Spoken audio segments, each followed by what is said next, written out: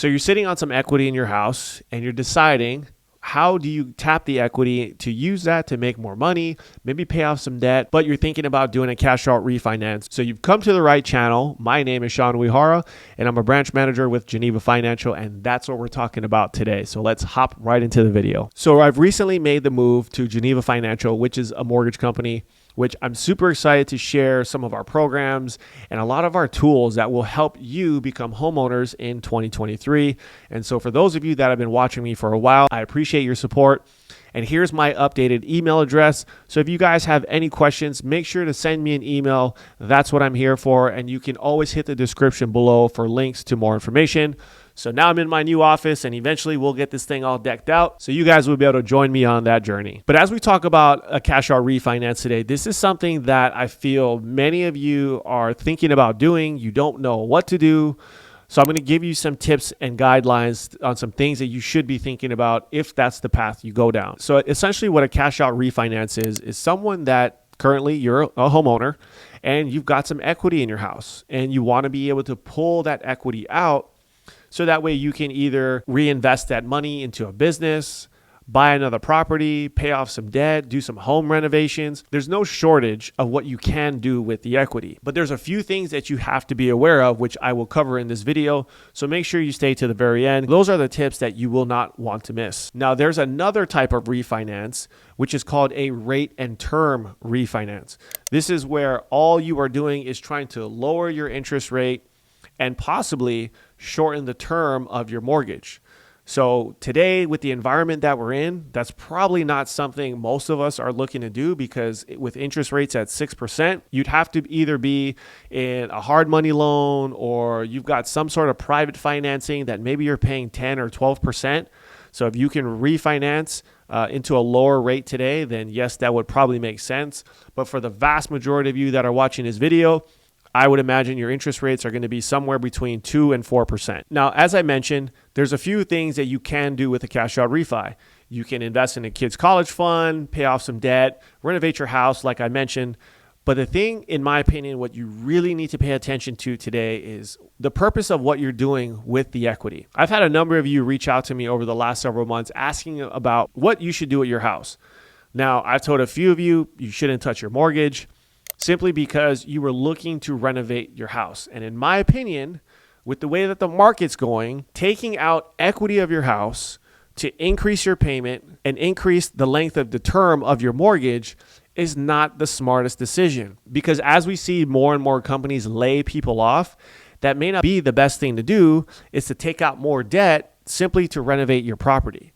Now, what I am a fan of is investing the money to create some sort of cash flow. Because if you know what hits the fan, at least you have another investment that is bringing in some sort of money that could help offset your loss of income, or maybe your wife gets laid off, or maybe you're not working as many hours. You have another stream of income that's coming in. I think that's what you should be looking at. But I'm no financial advisor, so you need to do what's best for you. But I just don't think that for someone to take out $50,000 to renovate their kitchen is the wisest choice of where to put their equity. Now, when you do a cash out refinance, remember, you still have to qualify for your mortgage. So this isn't a guarantee or a walk in the park that simply because you own your house, you will be able to qualify for your mortgage. I talked to a guy the other day that actually hasn't paid his mortgage in the last 2 months and wants to do a cash out refi. But I can't help him because his credit score is in the 500s. So if you are in a position like that, what you need to do is you need to call your servicer or the bank that you are making your payment to, and you need to start working with them on a modification or something to help you keep your house. Because if you keep going down this path of not paying your mortgage, you're going to get a note on your door one day, and you're going to get foreclosed and you're going to get kicked out. So you don't want to get yourself in that position, because he actually had about $100,000 of equity in his property, but because of where his credit score is, we're not going to be able to touch it.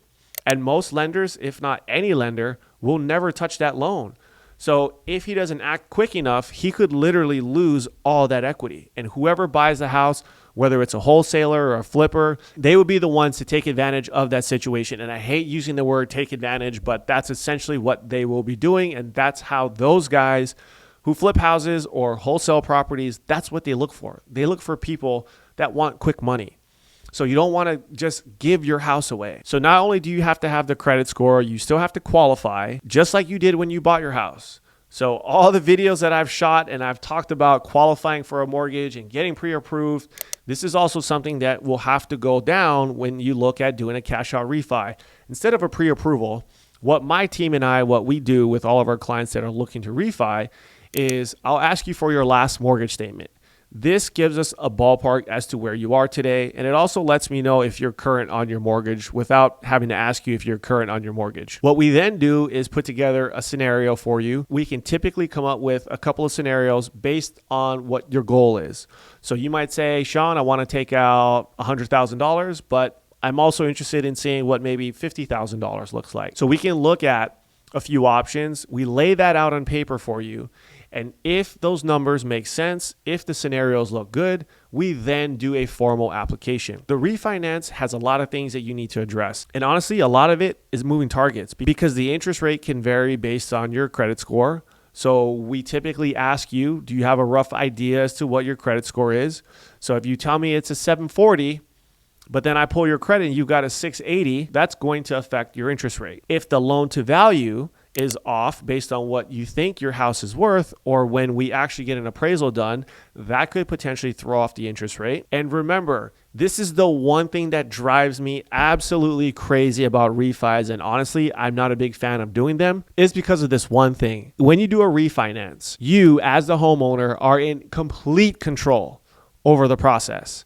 When you buy your house, there is a deadline. You have your close of escrow date. We have to close by a certain date or there's penalties that come along with that. So it kind of makes you move through the process faster because you're excited. You want your keys.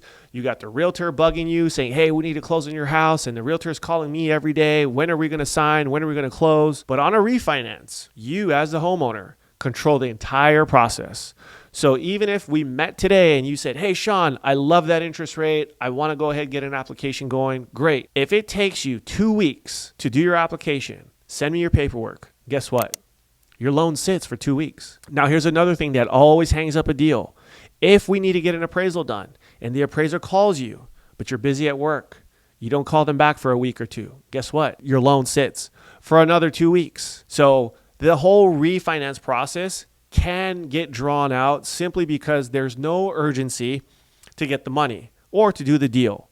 I've had a lot of clients in my day, they've gone through the process, they get the appraisal back, we get the loan docs over to the title company for them to sign. And when you sign for your primary residence, there's a thing called a right of rescission.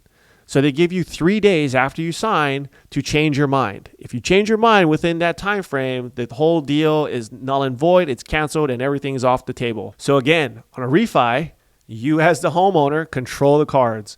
Everything's in your hand. You can go through the entire process and say, you know what, I don't want to do this anymore.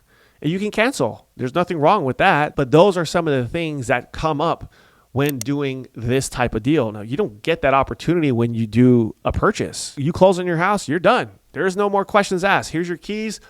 Now you got to make your payment. But with the refinance on a primary residence, some of those little caveats do come up. So my word of caution is to make sure you do all your due diligence up front.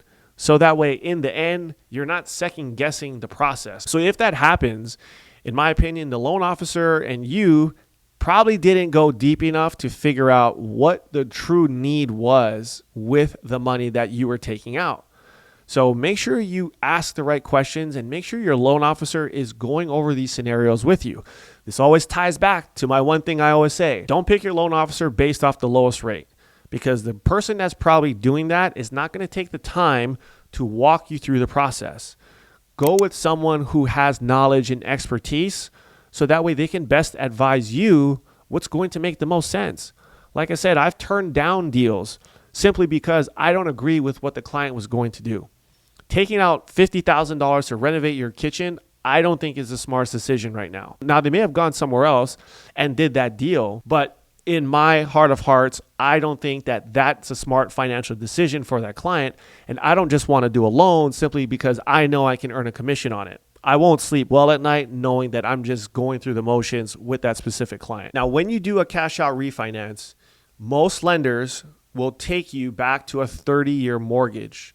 This also ties to strategy and things that you need to be aware of when you are doing a cash out refi. Let's say you've been living in your house for 10 years. As you know, in the beginning portion of when you pay your house, the majority of your mortgage payment goes towards interest. If you don't believe me, go look at any amortization table. It will show you. Go look at your mortgage statement. How much of that money goes towards your interest and how much of the money goes towards your principal balance. So once you're starting to get further into your mortgage, 10 years, 15 years, that payment that you're making every month, more and more of it starts to go towards your principal balance, which is a good thing. But a bad loan officer is going to take you from a 20-year mortgage, because you've paid 10 years into it, back to a 30-year. Now, you might like the payment, but did they also show you maybe a 25-year term or a 20-year term? Because you could still cash the money out, but maybe you don't have to start all the way back from 30 years. You can keep it right at 20, just like where you are today. So this is why I'm saying strategies and options are the best thing to look at, especially on a refinance. It's more about debt management than it is about just giving you money. Because more often than not, what will happen is people that get a large amount of cash, they make the mistake of paying off their credit cards and doing all the things that they wanted to do. But in 3 to 5 years, you know what happens? Those credit cards are back up again. And then you know what they end up doing? Wanting to refinance again, or they sell the house. So don't put yourself in this refinance cycle, because all you're doing is you're eating into your equity in your house as you pull money out. And every single time that you refinance, there's closing costs that go into it. So it's not something that as a lender we do for free. There are costs that are associated with the deal. So you got to be smart about your equity. And this is why it's all about the management of your mortgage. And if you don't know what you're doing, any bad loan officer will take your refi simply because they need the money.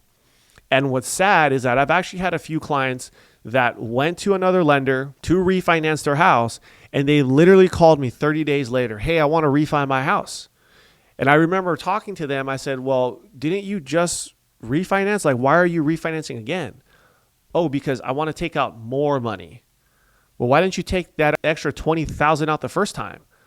Oh, well, the loan officer didn't explain that to me, or so-and-so didn't do this. It's those types of things that can cost them another $3,000, $4,000 to refi. And for what? Because the initial deal wasn't done properly. And I know these types of things happen every single day.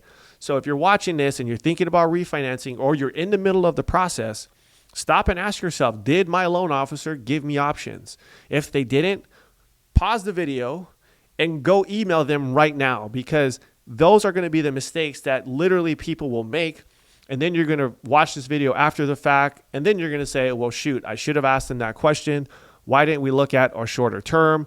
Why didn't we look at maybe paying points, maybe not paying points? All these types of things are going to be mistakes that people make that's going to cost them thousands of dollars. So if the cash out refinance is at the top of your list in 2023 and you're really looking to take some money out and be smart about it, make sure, one, you look at your options. Talk to your loan officer about strategy. That's got to be first and foremost. Once you do that, now you can come up with a game plan as to how do you proceed, or maybe you are waiting for a certain interest rate to come around for things to make more sense. Now, we've all heard so many experts in the mortgage and finance field say that interest rates are predicted to go down. They predict them to be in the 5% range, somewhere within 5 and 6 by the end of the year. Now, if that's the number you're looking for, what I would do is talk to a loan officer at some point, maybe in the next several months, and start running numbers simply based on the scenario that I gave you. So all you need to do is give them your mortgage statement and tell them, hey, I think my credit score is a 700. What would refinancing look like? Any good lender can put together some options for you. You can see it on paper, and then you can decide for yourself, hey, you know what? If rates get to 6%, I could save X amount of dollars. If rates got to 5.5%, I could save X amount of dollars. Or if rates get to 5%, I know what I can save. So now, if you know what that number is and where it makes sense for you to refi, now guess what? All you have to do is monitor the market and wait for that time to come up. And the minute it does, call back that loan officer and just say, hey, Sean, I'm ready to get my loan done. Send me your application and I'll get rolling and lock my rate today. It's that easy. Then you just have to be responsive to the loan officer, getting the appraisal done, And any good loan officer out there will get a refinance done less than 30 days. It's super easy. You can get your money, do your investing, and continue to build wealth. So not only is purchasing in 2023 going to be a great thing, but if you're smart about your equity, smart about your decision on refinancing, this can also be an opportunity for you to continue to build wealth, whether it be in real estate or investing in yourself. Share this video with a friend who's thinking about refinancing. And if you have specific questions, don't forget, send me an email and I'll see you on the next one.